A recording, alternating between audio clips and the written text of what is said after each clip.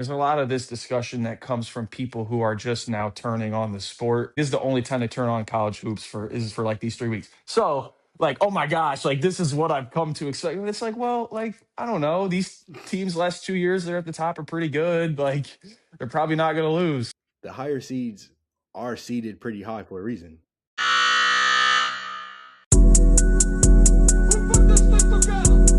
Making my point, but I know you don't get it. Got cash in my briefcase, I'm handling business. They made a few racks from the head to the dentist. I'm handling shit, I'm a menace, no dentist. What's up? Welcome back to the At the Buzzer podcast. I'm your host, DC, and I'm here with the Collin Hatfield Show and one of our very good friends from Ball State, Caleb Zuver. I'm going to let him introduce himself.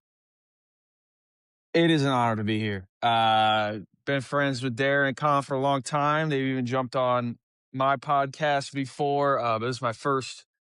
I can't remember if it is my first. I believe it is first At the Buzzer appearance. And I've been a big fan of you guys for a long time. Love what you do. Love what you talk about. And I love you guys as well. So happy to be here. And a lot going on, so I can't wait to get into it. He said a lot going on. We had one of the biggest weekends in the sports calendar. Our favorite sport is basketball. I know me and Caleb are big college guys. Collin Hatfield's a little Collin, NBA. he wants to get those digs. He doesn't think you're up to snuff with the college hoop stuff, man. I don't know. I can't side with them the whole way. Like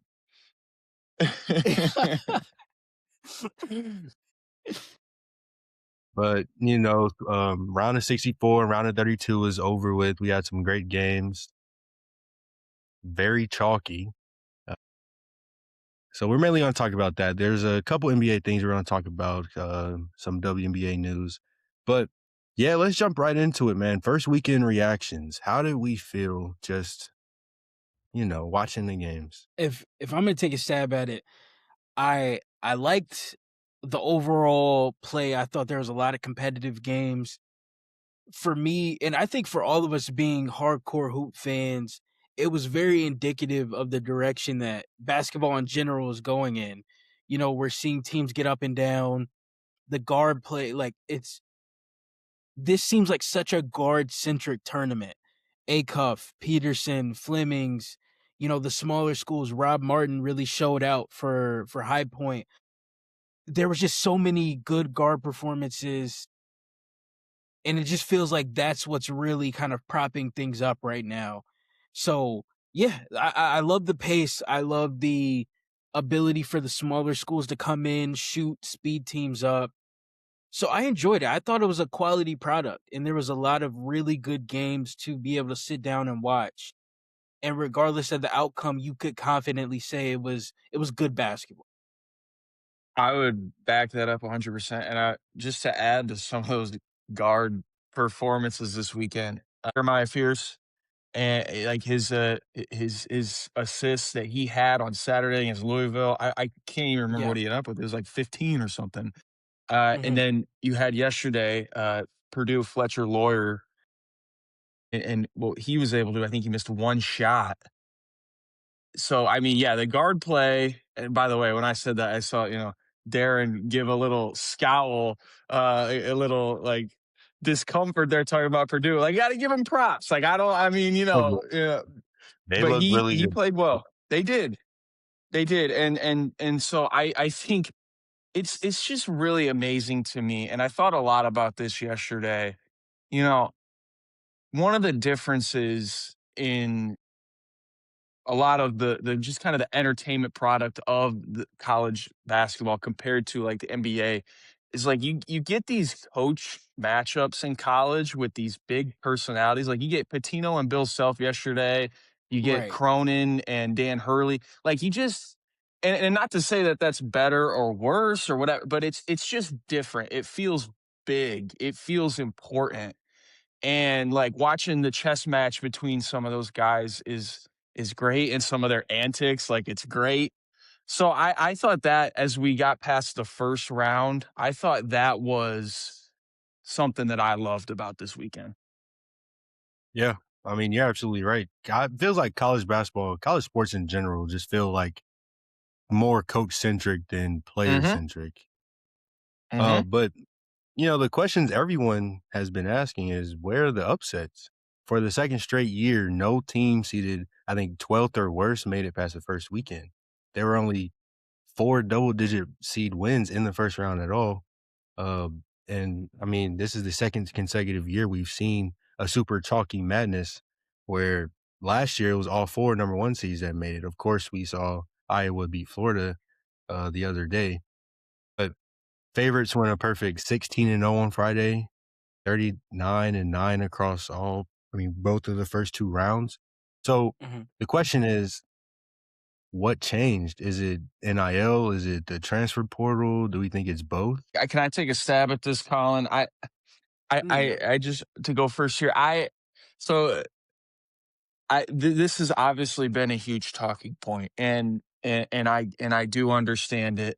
I do understand where it comes from, but I think what's also really funny to me about this is that in the same breath we're talking about, oh my gosh, what's happening to the blue bloods like Carolina and Mhm. Kansas and Kentucky? UCLA's brand is dead. So to me, it's like this juxtaposition of like, oh my gosh, no Cinderellas anymore. And then also like the teams that have been good forever, they can't win in the tournament anymore. So I think Exactly.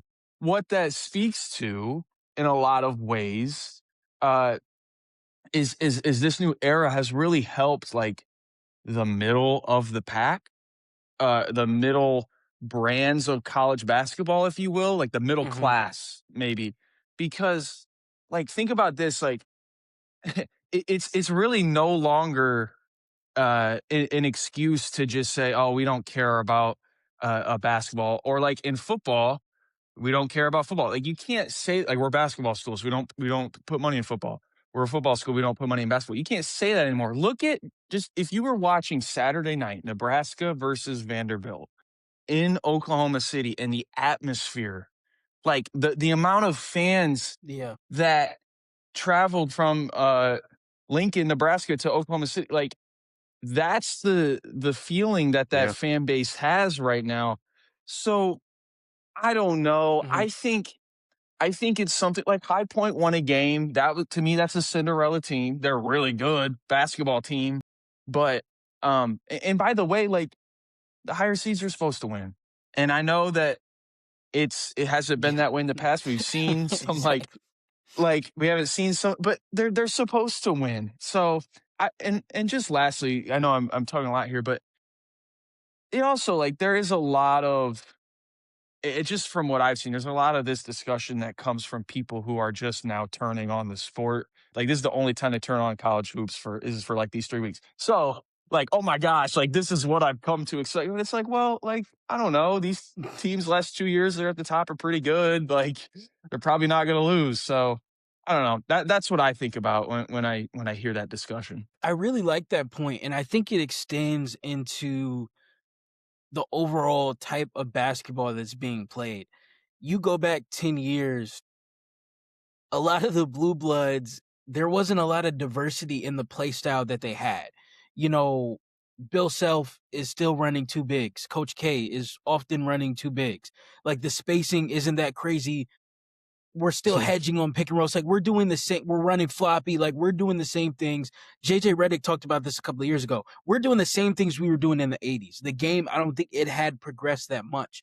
But now we're getting this flood of coaches from lower levels, from overseas, and now they're coaching blue bloods and they're coaching major programs. Yeah. And I think that curves some of the gap that the Cinderellas and the lower programs had back then because it was Mm, coming in.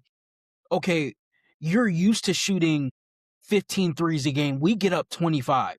We played a much faster pace than you. That's our real hope of winning a tournament game.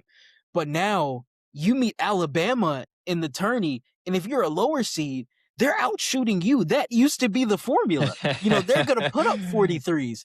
And so all of these things, like I feel like that's really fascinating. A couple of years, what was it? I think it was UMBC that upset Virginia. They were able to come in, they were slipping pick and rolls. They were shooting a bunch of threes. They were playing at a super fast pace. And at the time, Virginia was known for being such a slow team, half court, methodical. And I think that really, like, after that, we started to see a lot of major programs like Texas Tech, very analytical approach. Alabama, very analytical. John Shire, I mean, we both rock with Duke. He has a very, it's kind of a, it's a modern NBA kind of philosophy Yeah. with what he No, it runs. is. They switch a lot. He's got Boozer running inverted pick and rolls. Like, it's a very NBA style game now that we're starting to see on the college level.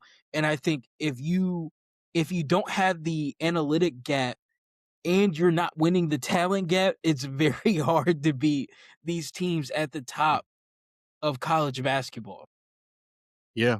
I mean, both of you hit the nail on the head, honestly. I do think that it's the NIL and transfer portal that, you know, made this change so final, I would say. But I don't think it's necessarily a Mhm. bad thing. I think what we're seeing a lot is those players that would star on the mid-major teams that might end up being a Cinderella, they already transferred to a bigger program. And that's 3, 4, 5 guys, some of them who aren't even playing, but they're already on the bigger program. So, you know, they're gonna outplay the teams. And like Caleb said, the higher seeds are seeded pretty high for a reason. They've Right. been really good all year. So, Exactly. of course, I they're don't gonna know. see It's not a groundbreaking take, you know what I mean? It's just like, but I mean, I get it. Again, like if you tune in and you're expecting, this stuff to happen every year, like I get it. It can maybe take you off guard a little bit when you're not seeing those upsets. But I think my guess would be if these upsets do start to happen again, it'll come in like a big wave. We might, next year, I don't know, just depending on how it goes, we might see like when it happens, it might be like 6 of the top 10 go down and I don't know. Like I just think Mhm. this stuff works yeah, like so that. it'll That's be sports. Exactly. yeah. I mean, it's not like we haven't seen upsets though. Like I said earlier, Iowa beat Florida. That's the Mhm. ninth team from the Big Ten beat the defending national champion. We saw St. John's in Kansas wasn't necessarily an upset, but we've still been seeing craziness. Like we've seen the madness that's in March. Like it's not Exactly, yeah. always about the super wild upsets. There's not going to be Mhm. a Fairleigh Dickinson being Purdue every year. There's not going to Yeah. be a 2021 where there were, I think, 7 double digit teams in the that's that's like Yeah. those are anomalies. That's what, you know, like you said, people who don't really watch basketball, that's what you hear about in March because Yeah. obviously that's the big thing. It's not Mhm. really all that common. I would even add to what Colin said about the coaches because like you brought up Iowa, right? So I think also to that point, those like smaller college coaches are just like he said, accelerating to the higher D1 level faster because you take Ben McCollum, for instance, right? Like 2 years ago, Darren DeVries was at Drake, right? And Mhm. got them in the tournament. He left for West Virginia. And then last year, like McCollum was with the guy who got hired from the D2 school, went to Drake for 1 year. And they're like, yep, he's the truth. We're gonna hire him at Iowa. Yep. And so like they're just Mhm. it just goes a little faster. And you know what? And maybe that's to your point too, Darren, about like NIL and portal stuff where it's like, hey, like there's more money going around. Like these schools are like, well, we're gonna pay for coaches, players, like all of it. Like we don't have time to waste. Like we're going all in. So we're gonna hire the next guy and just keep the cycle moving. So, I mean, shoot, I think that's kind of to your point. And like McCollum's, he seems like a genius, like just with some of the things that he's able to do. Oh, yeah. So I think that kind of speaks to Colin's point a little bit, seeing Iowa upset Florida yesterday. Yeah, that was a great coaching matchup between McCollum and Golden, by the way. I think Mhm. I think we've seen some really crazy like head coaching matchups. Like they were Yes. calling the UConn and UCLA Head Bowl because we had Mick Cronin and Danny Hurley. I I really enjoyed, Yeah. basketball. I'm sorry. I don't know why it's crazy to say that I enjoyed basketball in this past Right. weekend. Mm, I think the ratings are the highest it's been since 2011. Clearly, people are enjoying it. I think, we're too focused on seeing a 13 seed beat a 4 seed, too Mhm. much. Sweet 16 and Elite 8 this week. There's some great games. There I is. tweeted this, I think a few days ago that, you know, chalky March Madness in the first rounds leads to elite matchups from the Sweet 16 on. So let's go through and give our predictions, right? I got two Love it. Duke guys right here, so we might as well start Yes, in. sir. We might as Yes, well. sir. Well, Um, we need to know who they're playing though. Like, I we think got a I think powerhouse matchup. yeah, I mean, here's what's great about that region too. Like it's in DC. So it's on the East Coast. Like Duke will obviously have a big fan base there, but then like of course UConn will, and St. John's will, and then like MSU, like they're so dedicated, they're gonna travel. So like I'm interested to see the who will anybody have a home court advantage in at Capital One Arena in DC this weekend. Like that's fascinating to me. The guy the high schooler in me from 2019 wants to see a rematch of the 2019 Elite Eight, Duke and MSU, and kind of get some get back there because it's Yeah, in the yeah, same building that for it sure. was back in 2019. So Mhm. that's what I want, and that's what I do think is going to happen. I think MSU UConn will be a great game. And I just touching on the Duke St. John's game quickly. Like rumors, Caleb Foster will be back for it. We'll see it regardless. Like biggest test for Caden Boozer. Like he's been great stepping up, but this is the biggest test for him with the way St. John's will be able to press and pressure the ball and be physical with him. Mhm. Like they're gonna get up in him. So I'm excited to see that. Yeah. I think Duke's just got to get to like 67 or 68 points to win the game, and they'll be fine. Yeah. I mean, that St. John's team, they're on a roll, I man. I respect. think I respect 20 out them. of the last Goats. 20 games they've won. That's special. Rick Pitino, he's a legend. He's been here He is. before. He knows what he's doing.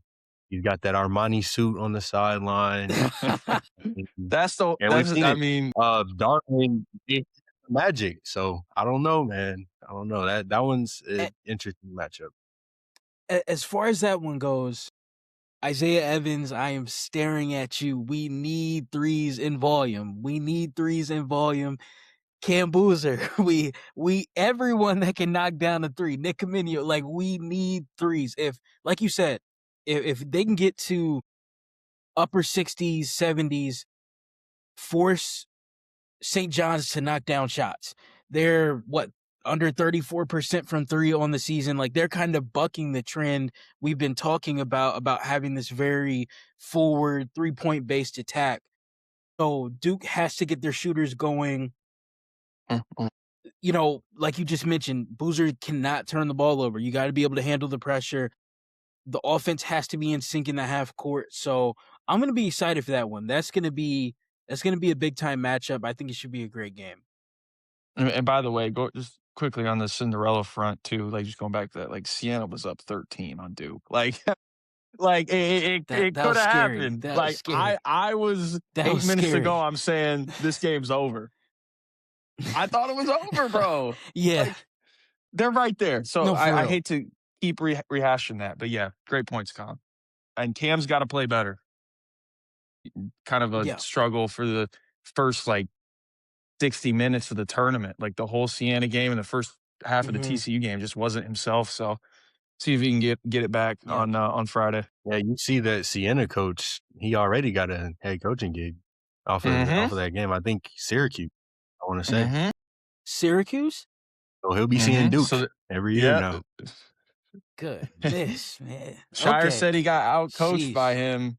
So he'll have a Mhm. chance to redeem himself next year on a Tuesday night in And January. So I think he did. Like, obviously, when to keep the pace moving, we'll keep talking, but the defense, well, offensively, they looked so sharp in the half court, and it was simple stuff, slips, like Duke not being at the level, obviously coaching against the tendencies of what Duke does. That was a masterful job. And It did. shout out their shooter, boy. He was going Yeah. crazy. I was terrified. Like, I was sitting there and I'm watching the league grow, and then we're Darren's getting not ready to like getting text anything us going in the half court. Right. No, bro. He was like, I "Your did. boy's about to lose the house." I was like, "Nah, dog. Like, I'm not gonna sit here and put myself through this. I can't believe they're gonna do this." And then they started to rally, and I was like, "Okay, we're here." But Yeah. yeah. It ruined it. Shout out to him. He deserves that job. Oh. So you guys both have Duke versus Michigan State in Elite Eight. I think before we get Elite Eight predictions, let's keep going. Let's go to the West. Honestly, I think Arizona Arkansas might be my favorite matchup because Collin, you know how high I am on Darius Acuff, You rock with and Acuff, yeah. I've been an Arizona truther, so I'm really excited to see that one. I definitely want to see how Acuff does against that Arizona defense and Jaden Bradley. And I want to see how Koa Pete, rises because he's been playing pretty well. I'm excited Yeah. about that matchup. And it's Coach Cal. Come on. Yeah. Cole Pete is a monster. Like, I remember you sent the link to his debut versus Florida, and I was like, "Where's he on draft boards?" Obviously you were hearing Boozer, Peterson, and I'm like, who's talking about this guy? He's got to be something crazy when he gets to the pros. That goes to show you how rich this class is when it comes to talent, how deep the class is. And yeah, I'm very much in tune on him. Now, I will be interested because obviously Arizona's big, Arizona can guard. So when you're playing a team like Arkansas, obviously I want to press up on Acuff. I want to take away the shot. And the one thing a lot of people have been saying when they're looking at, potential draft evaluations is struggling to finish at the rim. And if there was ever a matchup where, he could maybe turn the tide on that a little bit, or it gets doubled down that take, it is versus a team like Arizona that's big, they're physical, they can defend the rim well. So I'll be very interested to see how his play in the paint turns out versus a team like Arizona. It's interesting. This is, I think there's two games that like are the best games, which is crazy to say because I'm not even putting MSU and UConn in there, Duke, St. John's. Like, I think it's Arkansas, Arizona, and obviously we get to it later, but Illinois and Houston. Like, those to me, it's just like I don't know which way to go, to be honest with you, because I think we also just, and I would of course leave the great like introspective analysis to Collin on that. Like, I think you nailed it. But then, like, looking at the macro of it, just like the history of Arizona basketball in my lifetime, like hasn't made the Final Four. Like, you have Tommy Lloyd, who is just like, I know everybody loves him, but like we're kind of waiting for him to break through. I love Jaden Bradley, and I have vocalized that throughout the season. So, like, not to say I'm rooting against him, but for me and Tommy Lloyd specifically, I'm in a wait and see mode on him. And I like what Arkansas has right now, dude. Like, it's just kind of been a month of them playing this way, and I think Acuff, like, I think it'll be really interesting once this tournament's over and then we hit the draft process, like, just where he falls. Like, I really wonder if he can break into that top four. I things change. Things change when, everybody's just been so set on the top four, but we know this. Like, when you get in that process, like, stuff can change. So I'm interested to see that, but I believe in Arkansas. Yeah. It's, I mean, you know who was the last school west of the Mississippi to win a national championship? It's Arizona, right? In 1990s. So we'll see if they can, get over that, 30-year hump. And then also in the West, you got Purdue facing off against the only double-digit seed left, Texas. Cinderella. Bias in me is going to pick Texas. but I do think Purdue has been playing really great in Yeah. the last month. I mean, we saw it in the Big Ten tournament, won all those games, and they looked really good doing it. Jaden Smith and Trey Kaufman-Renn have been a insane one-two punch for the last, honestly, 3 years, but especially in the last month and in the last, like, weekend, we saw Braden Smith break the all-time assist record. So, I could obviously see Purdue winning it, but Imma go horns up on that. Mm, mm. I love it. You I know, love it. I really struggle when it gets to crunch time to bet on Purdue. I guess if you look at it from a legacy perspective, that they've never been the school to win a big game, but on a smaller level, it does worry me. You know, you look at their bigs, and I remember watching them play, what was it, Michigan State a couple of weeks ago. It was very recent, and just their ability to, or inability, I should say, to guard the pick and roll, to move, it's scary. It's scary. And as you get closer to Elite Eight, Final Four, the guards continue to get better. And we've been talking about that, how great guard play has been such a theme in this tournament. And one explosive night from a backcourt could really rip it all up. And Braden Smith is phenomenal. You know, shout out to him. One of the better pick and roll players, ball handlers, point guards that we have in college. And if there was anyone that probably should have broken the assist record, it is him. I just worry about them defensively in a game versus Texas. So I think I'm gonna go Texas. I think I'm gonna go Texas. I know, you know, Darren, you may have had that one loaded up, but I might have to slide with Texas to advance. So yeah, we'll I'm see gonna have though. to be We'll the see. I'm gonna have to be the bad guy and go with Purdue. Listen, listen. Now, I don't think both of you are like off base in anything you said about Texas. Like, I really believe they're capable of winning this game too. Playing their best basketball at the right time of the year. They've already won 3 Mhm. games in this tournament, which matters. Um, but my thing is with Purdue, like I do feel like right now we are seeing the team that they were supposed to be in the preseason and even the beginning of the season. Like, I just think it's Mhm. clicking at the right time. I Who knows what uh the reason it is for that. I feel like CJ Cox, who I remember watching them against Northwestern late in the year, and this was when they were kinda reeling. They were like, 4-4 in their last 8, and they go to Northwestern. It's like, "Oh, we should win this," and they were down, and CJ Cox hit some late threes on the road, brought them back to win that game. It was like second to last game of the year, and then you see him yesterday against Miami. They're down, I think it was 7 with, like, a minute and a half, 2 minutes to go in the first half, and he hit 3 threes. Like, Mhm. having someone like him when Braden Smith was having a bad game, quite frankly, yesterday. Mhm. Like, they have a lot of really good players. Kaufman-Renn was great yesterday. I Yeah. just Texas is playing the best basketball at the right time, and you could argue Purdue is as well. So, I think, of course, it's gonna be close. I just think right now, when you have Lawyer playing the way he is, you can go inside to Kaufman, and even, like, Clough didn't play well yesterday, but, like, he's been kind of a revelation here late in the year. He's been playing great. Mhm. So, I'll take Purdue here. Let's keep talking about the Big Ten. Let's go over to the South. We got Iowa and Nebraska.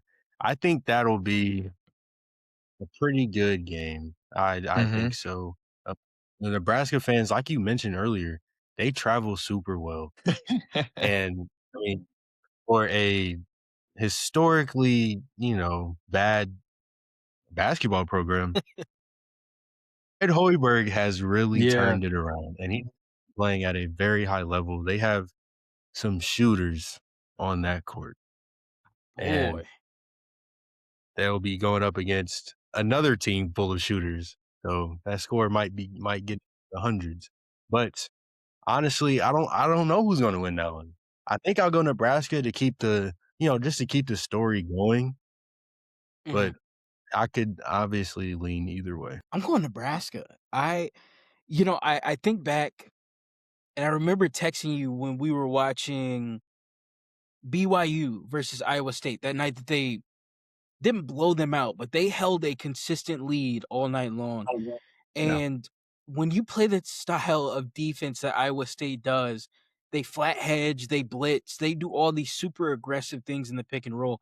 You can't do that to a team that shoots the ball well. If you shoot and you pass well, it is so hard to cover the amount of space in the half court necessary to continue on rotations, give a second effort. And watching Nebraska and Vanderbilt, I don't know. I think stylistically that's a very tough matchup for Iowa State. And I mean, if anyone can do it, it's them. Wait. Iowa. Iowa? Yeah, it's Iowa and Nebraska. Iowa and Nebraska. Oh, okay, hold on. I tweaked. I'm sorry. No, you good. I'm probably still going Nebraska. Iowa played, great. I watched the game with Florida. Bennett Sturts, dog.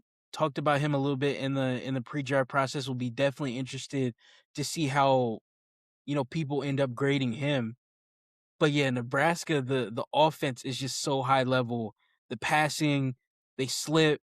It's 4 or 5 actions. They get into things very quickly. I think it could be a very real struggle trying to defend them in the half court. So I'm gonna go Nebraska. I'm gonna disassociate from you guys again, but I think it is fascinating. It'd be a lot of white kids on the floor in Houston coming up in this game, and which I love. You know what I mean? Personally, I love it. I love showing I'm the out, first guy repping. who last So my ass. And this might be our Super Bowl. I mean, like this is like amazing. So nah, but in all seriousness, like they split during the regular season. So I think, this is another go either way game. And when we talked about him earlier, I trust Ben McCollum. I think Mhm. the fact that Iowa won that game yesterday over Florida, where they kept Florida off the boards, which like not many teams have been able to do. And then like, yeah, Sturts didn't play his best yesterday, and that's kind of been a problem for them, like getting some contributions from other guys, and they got it. So maybe it was a one off. Could be a one off, absolutely. But maybe that's a confidence booster. And in a go either way game, I think maybe they can continue that and come out with it. But it'll be a lot of fun. And then also South Region, the game you mentioned, probably the best game of, the It Sweet is. 16, Illinois, Houston. That It is one for me, man. Woo. really don't know who to pick. I I think Illinois plays such a it'll be like a, complete opposite, playing against each other. Illinois plays such an offense that contrasts Houston's defense, if that makes sense. And then we'll also see a pretty good guard matchup between Wagler and Kingston Flemings. I think I'm gonna lean with Kelvin Sampson on this one over Underwood. That's a good So way I'll to go with look at it. That's something I maybe should have thought about a little bit more when I picked Illinois. But you do feel like the coaching advantage lies with Houston in this one. Look, man, I don't know. I think Illinois has proven like their ceiling when they've hit their ceiling this year, it almost feels like they could be in that first tier of teams. But there were some losses this year that made you feel like they were just kind of on that tier below, like some of the 1 and 2 seeds that we see in this tournament. Um, I don't know. Again, this is another go either way type of game. Does it matter to you guys that this game's in Houston? Uh, like it's basically a home game for the Cougar. yeah. That this Mhm. regional's there. It maybe should. All that to say, I picked Illinois. So I mean, sure, Yeah. but like I don't know. That's just kind of what it feels like to me. I like Keaton Wagler, and I want to see him play in another game. So I picked Illinois. Oh man. Yeah, this one it is go either way. I don't have a strong pick to be honest. I do like Wagler a lot. I think the shot crease and the size, ability to get threes up is gonna be really nice.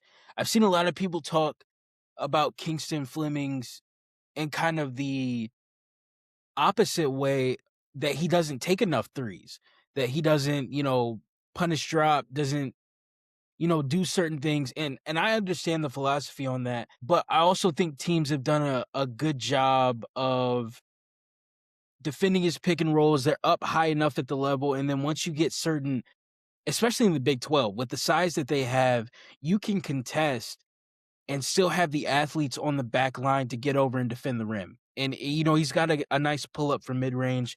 So offensively, I could see a game with him struggling, but I could see the same thing for Wagler.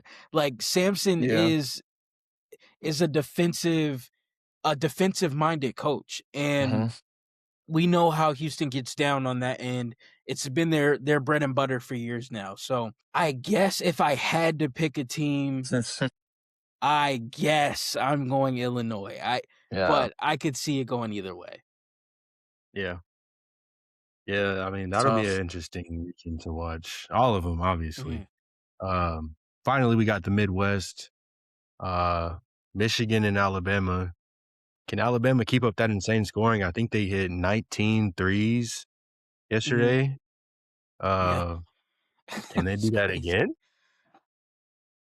It reminds me, Darren, I mean, again, I hate doing this, but it is the Duke fan in me. It reminds me of when Alabama played Duke last year. I mean, to me, it's the same Mhm. kind of thing. Like the question was, could they score enough against maybe one of the best defensive teams in the country? So I think they're running into that again. Haven't really seen the absence of Holloway, right? Like haven't seen that like affect them very much so far. Yeah. So, which is a great sign for them. I don't know if there is a way. I mean, you got to hope for maybe an Elliot Cadeau stinker to keep you in this one. I don't Mhm. see much of a path for Alabama, but you know, and it's hard to repeat 19 3-pointers. But that might be around Mhm. that number might be what they need. They need a high scoring game. But I feel pretty confident Michigan's gonna win. Unfortunately, I think I'm gonna go with Michigan, but I have a very strong bias against immobile bigs. Adai Mora is a great defender, especially at the rim. My Yeah. goodness, he's phenomenal. But like, I feel like you see the same thing, kind of the Zach Edey mold. Out. In no way am I comparing them offensively, but just kind of the big archetype is gonna sit back, deep drop, defend the rim, all these different type of things. I I don't I've just never been a fan of that type of big in that style of play. If there was a path for Alabama to be able to do it, it's exploiting that, and you need to get out super early. If you try to go extra small, then the issue becomes, can you rebound? Because you've got Lindenborg, you've got size, you got Mara. So I don't know. Then it gets rough. And so I would agree. I don't see too many pathways for Alabama to get it done. But hey, if the three starts falling and you can keep the pace up, Mhm. you got a shot. That is the advantage of that style. And while we're talking about Alabama, shout out LeBaron Philon. My Yeah. goodness, You been balling. he's really like that. He's really like that. Very interested to see where he falls. I think the most recent mock I saw had him going to, I think it was Toronto at 18, Yeah. and I think that's crazy. He Yeah. he feels like a lottery guard. I feel like he's a lottery guard. I feel like he has a lottery skill set. And the game that really sold me, I was watching him and Acuff when they went kind of head to head a couple of months ago, and that was electric. And Philon, obviously, he didn't end up putting up 40, but 35 and 7 is ridiculous. That's a big time game. So yeah, it should be fun. I want to see if Alabama can exploit Michigan a little bit, but that's a great defense, and it's a big ask, especially if you are missing a piece like Aiden Holloway. I know it hasn't affected them yet, but eventually that type of loss does catch up to you. Yeah, for sure. I'm gonna go Michigan as well. I don't think I said that, but in that same breath, while we talk about suffocating defenses and can an offense keep up with that? Can Jacoby Gillespie and the Tennessee offense can they find a way to put up points on Iowa State? I don't think so, to be honest. Even with the injury to Joshua Jefferson, I think Iowa State still makes a trip to the Elite Eight. Yeah, I thought the agreed. way Iowa State looked without Jefferson against Kentucky, I was like, okay, they're fine. They're gonna be okay. So I don't Mhm. think that's gonna affect them. And yeah, I think that'll be a fun Elite Eight matchup if we get that Michigan versus Iowa State. Yeah, I'm So I'm not bucking the trend. Sticking with Iowa State.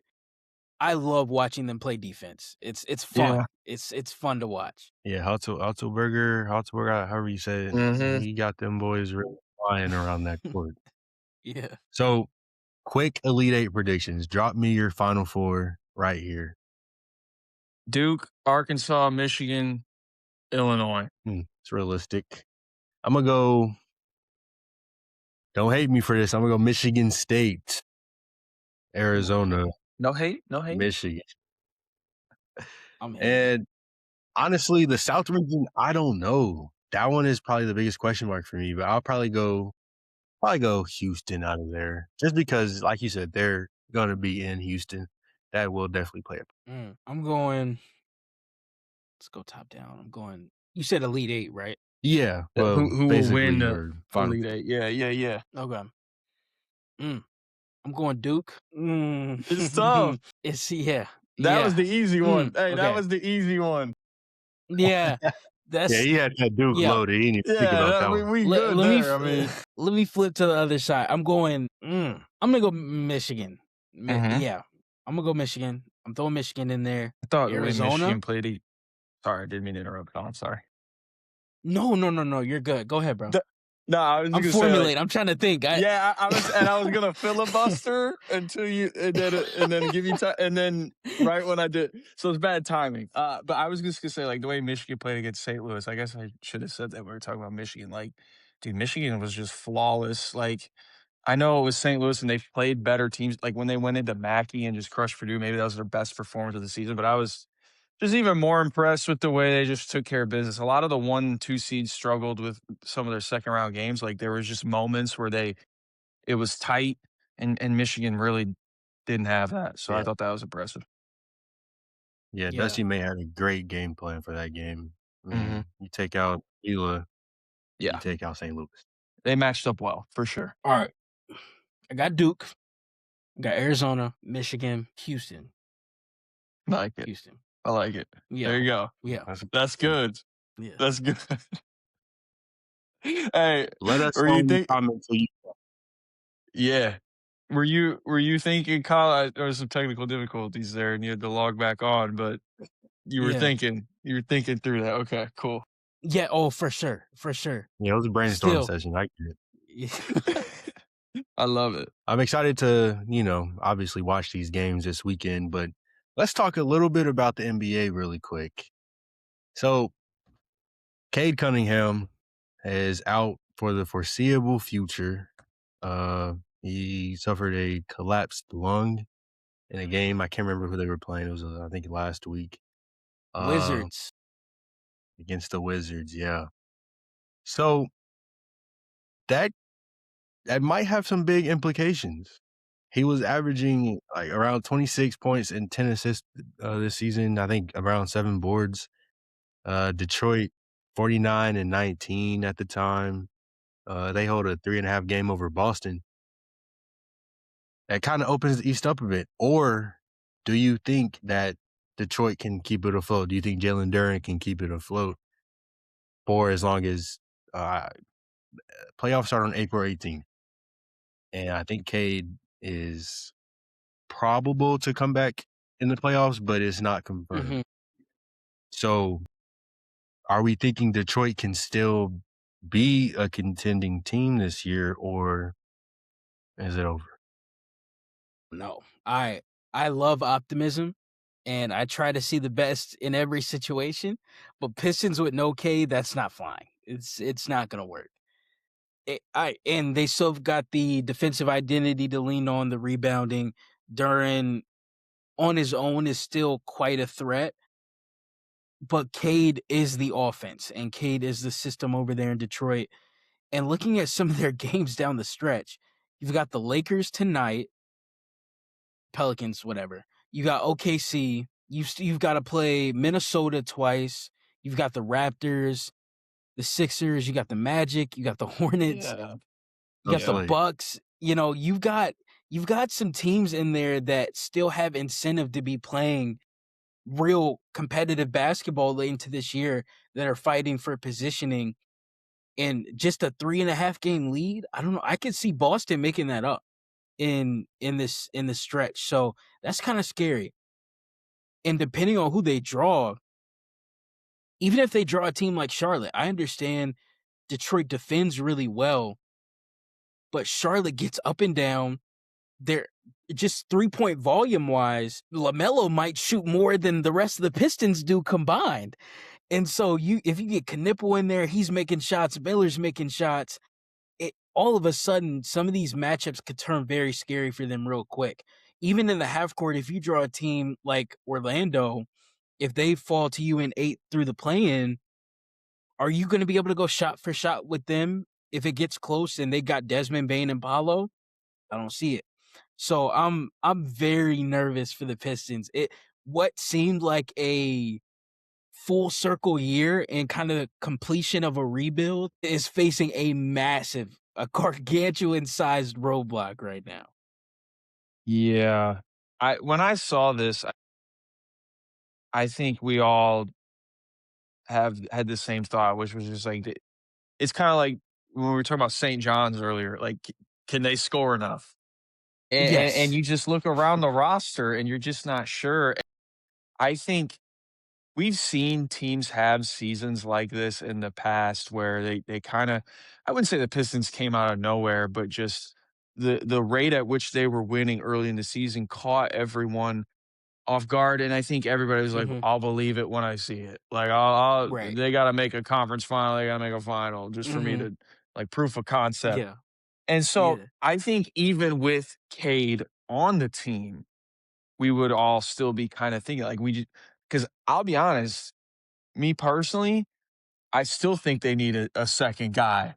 Like Mhm. even if so it's like you said, like it's crisis mode if Cade isn't there. And I'll tell you right now, like if they do match up with Charlotte. Um I might take Charlotte in that. I mean, they got better scores than the Pistons roster in my opinion, some of those guys. So Mhm. and the last thing I would say too, like and I don't mean to relate this back to all of my favorite teams, but it is somewhat one of my frame of reference. Like this season, this injury notwithstanding for the Pistons, reminds me a little bit of the Cavs last year in a way because I think we were starting to see with the Pistons some of the like issues they were going to have in the playoffs. Like if you remember when they played the Cavs, like they played them twice in like 4 or 5 days, and the Cavs went on the road like Mhm. without Mitchell and Harden and almost beat them, and then the Pistons came to Cleveland a couple days later fully healthy and lost. Like I think Mhm. there's been some signs, and maybe fatigue is also a factor too. It's a long season, but I think there were some signs that this thing wasn't as sustainable as they have maybe originally thought. So I think if they get Cade back, like they're gonna be in the mix. They're gonna be you know one of the favorites in the top three, maybe. I'm I'm I've been on when I saw Tatum hitting jumpers and when he came back, it's like it's Boston. Like I just feel like doesn't it feel Mhm. like that to you guys? Yeah. Yeah. Yeah. It Yeah. does. Honestly, before Tatum came back, it low key felt like that to me because Jalen Mm. Brown playing Yeah. at such a high level, MVP, and then Derek White playing like a star. Peyton Pritchard, he trying to get that 6-man a year back to back. Mhm. I mean, playing great basketball all season. Joe Mazzulla, you can never really talk Crazy. too much about how great of a coach he is. So honestly, I was already thinking Boston would come out of the East this year, but now it's like Yeah. it's theirs to lose, honestly. hmm Yeah. Yeah. And it's really crazy what this whole year has been for Boston. Immediately when Tatum went down in the Garden, it felt like, oh, okay, this next year it's whatever. And then you see Mhm. them dumping contracts, and it's like, oh, maybe it would be a pat on the back for Jaylen Brown to say, I got this team to the 6th seed. If you just looked at the roster construction, it was like Anthony Simons, Derek White, Peyton Pritchard, Neemias Queta, and Luka Garza. Wow, I have massive expectations for what they're gonna do this season. But Jaylen Brown has been nothing short of spectacular. Like you said, you can't talk about how great Joe Mazzulla's been, even with the Pistons going, like you said, Caleb, kind of for some people coming out of nowhere to lead the East. I still don't think Bickerstaff deserved Coach of the Year over Mazzulla. What Yeah. Mazzulla's been able to do with this team, with its parts, if you just look at its parts, they shouldn't be a top 3 team in the East. There are more talented teams, there are better teams. So his coaching job has been amazing. And then you add Tatum back in the mix. I don't see anyone in the East really stopping that right now. The best hope is Cleveland, but I don't know. I don't know. I don't I don't know. know either, man. But yeah, I I think don't buy it. I I I I mean, I listen, I mean, I don't think we have time to get into what this brain's been thinking about the Cleveland Cavaliers organization. Um, just gotta get healthy and we'll see. But yeah, like they'll be good again next year. The Pistons, but like we'll see how long this injury lasts. Like I'm certainly not counting them out. And I thought last year against the Knicks, like that was like a moment where they got some real good playoff experience for a lot of those guys, and they know what it's like now, Mhm. and they know that you can't miss your opportunities to win some of those close games. Like you have to close. So I think they've Mhm. been through a little bit of the fire, and maybe that can help them, but I don't know.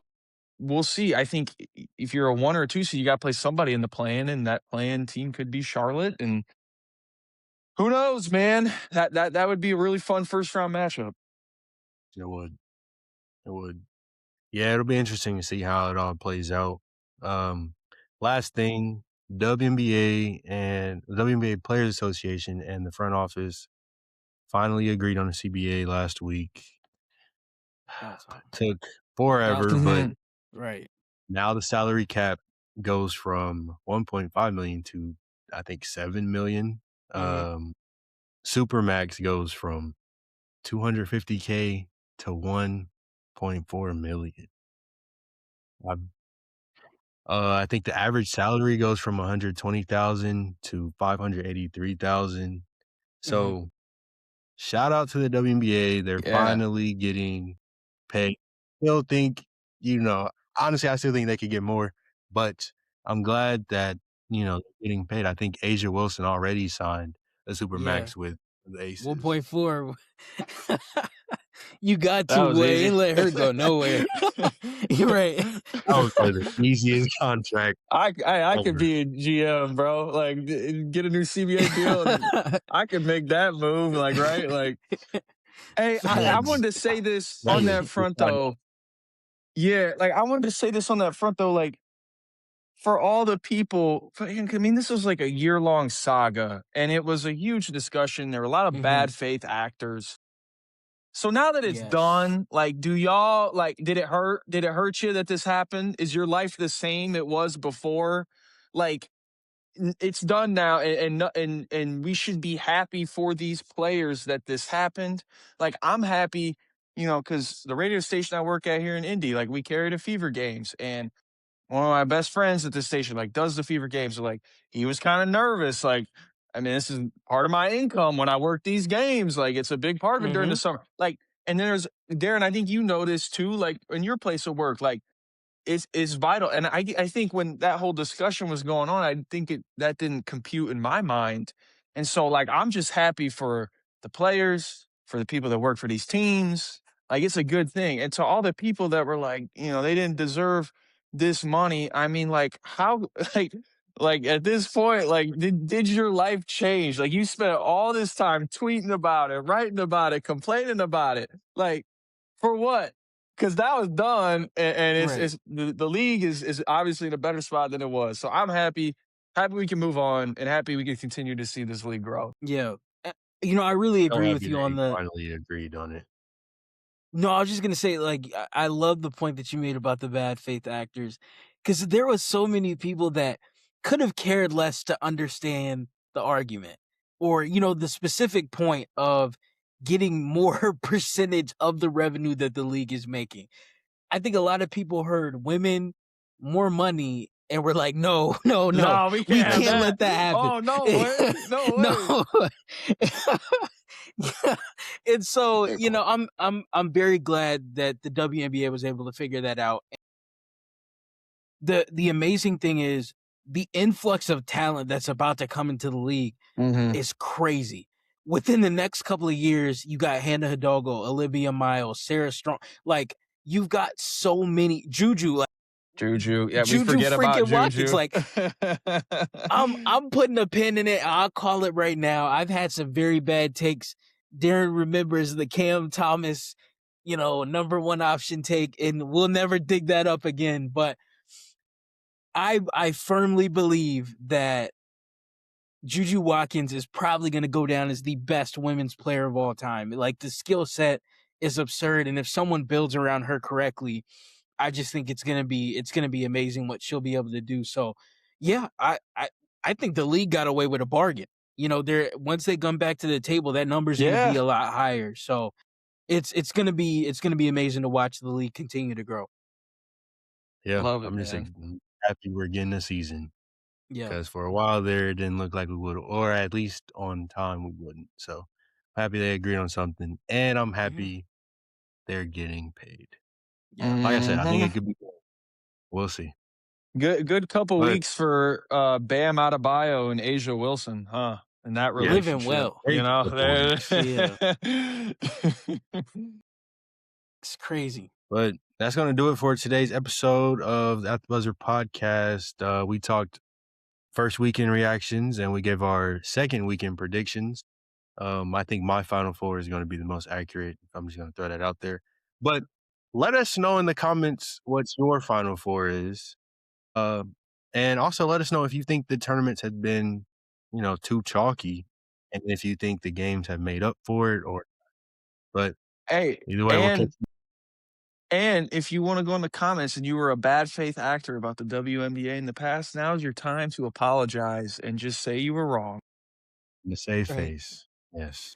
For sure. Go ahead. Appreciate you guys tuning in. Making my point, but I know you don't get it. Got cash in my briefcase, I'm handling business. They made a few racks from the head to the dentist. I'm handling shit, I'm a